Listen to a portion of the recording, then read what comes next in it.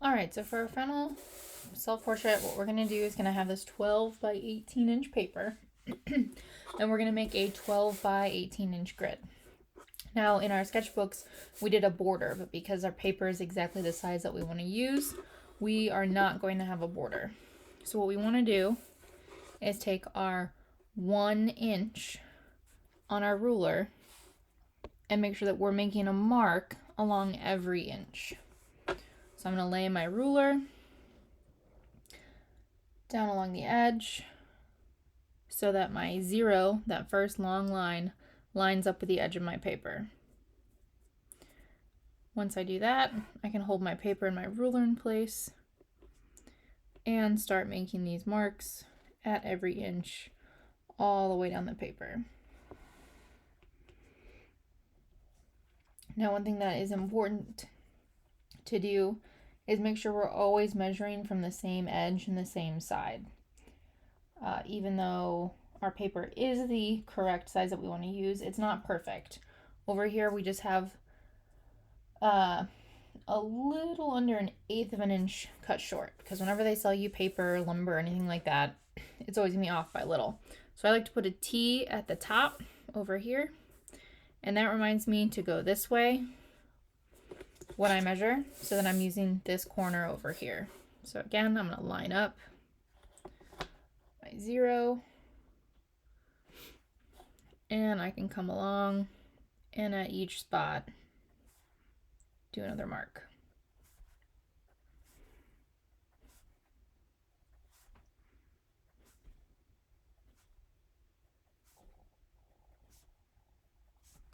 Now make sure that when you do your grid for your self-portrait, you are as close to perfect as possible, because you will be graded on it. So it's a little hard to see, but I have these dots on the side.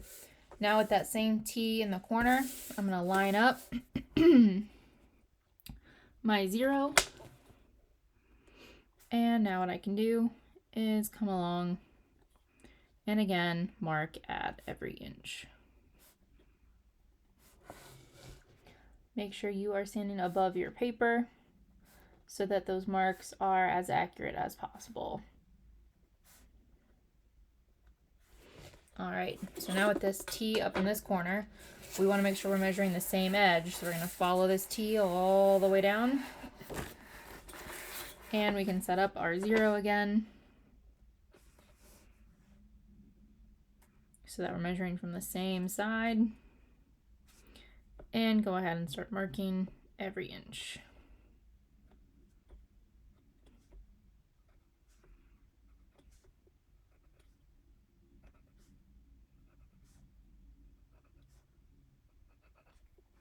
All right. So now we should have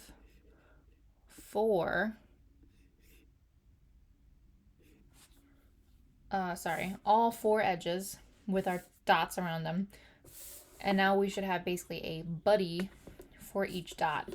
So here I'm going to go to my first dot down here and connect it with the first dot at the top. I'm going to make sure that I can see both. I'm going to put my pencil down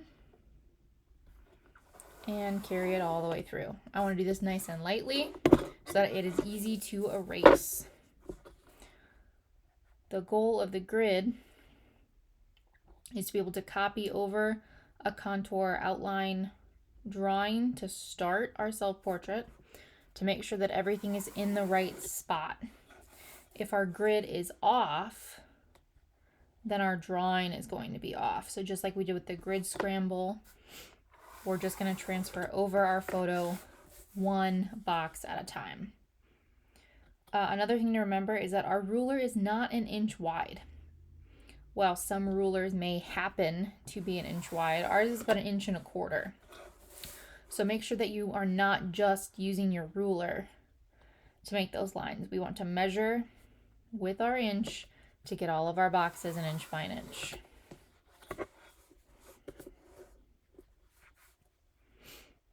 All right.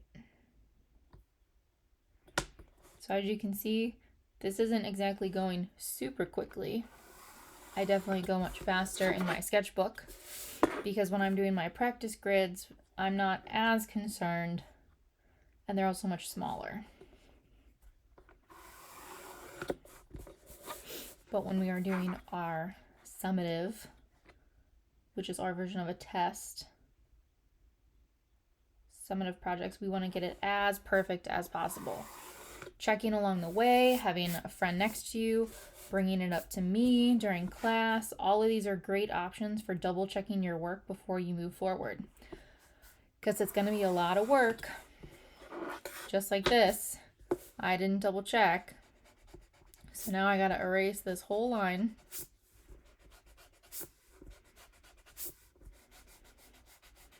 And I'm lucky I made that super light so that it was very easy to erase. But if you mess up your whole grid and you don't double check before you start making these lines, you're going to have a lot of work to do with erasing, right? You might be able to flip your paper over and use your other side of the paper, and then you just have to, remeasure and everything. But if you mess up twice and your grid is not near perfect, you're going to have to erase a lot of lines, and that's quite a bit of work to do. So make sure you are double checking before you go.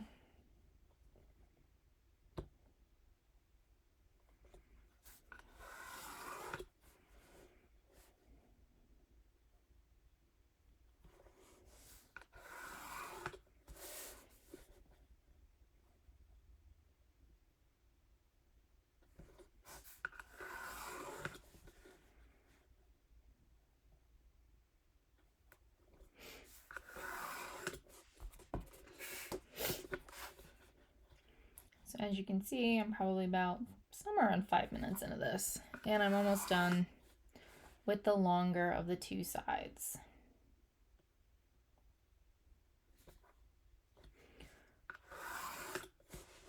So I would aim to spend somewhere around the same amount of time, just to make sure that you're getting as close to perfect as possible. All right, so now we're going to flip our paper the other way, and we're going to do the same thing and just line up our top, line up our bottom, double check before we go, and pull across to do those perfect squares.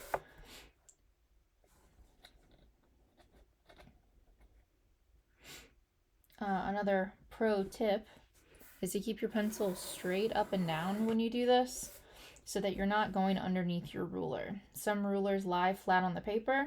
Others, like this one, has a little backing on it that pushes our ruler a little bit up, and then we can slip our pencil underneath it. You want to make sure that you're pulling the same way every time, so that we are dead on those lines, our little tick marks that we made for our measurements. Again, practice makes perfect. Well, perfect practice makes perfect. So really try and get a handle on how to make these grid lines, because they are very useful.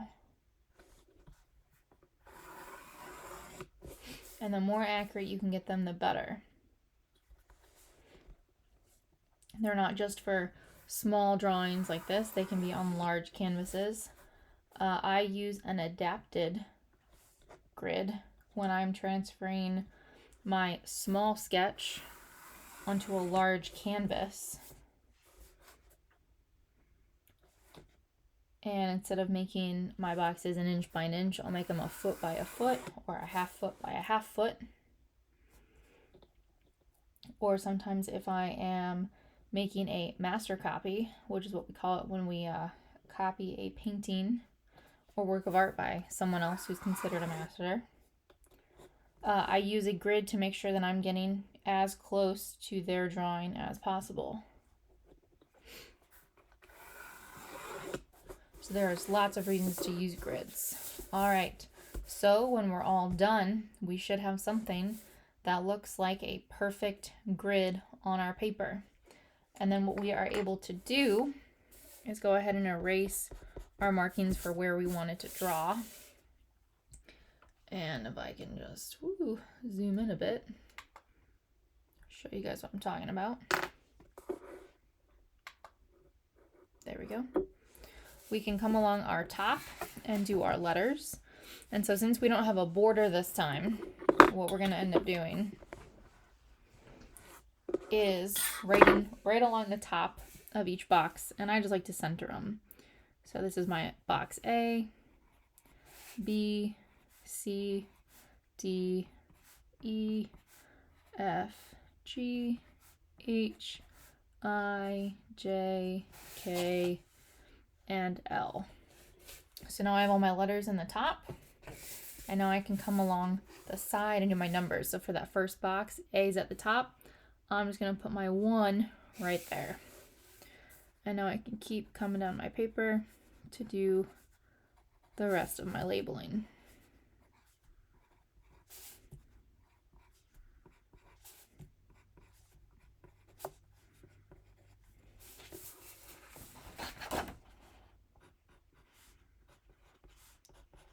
$16, $17, $18. Another thing you can always do is with this same idea is make your border the inch around the outside that you measure. And then when you go and print your self-portrait and you have your grid around it, you'll make it 1 inch less. So here I've got my self-portrait that I'm working from, and I've already got it pre-labeled, right? So I have 1 copy that's gridded out for me to start doing my grids.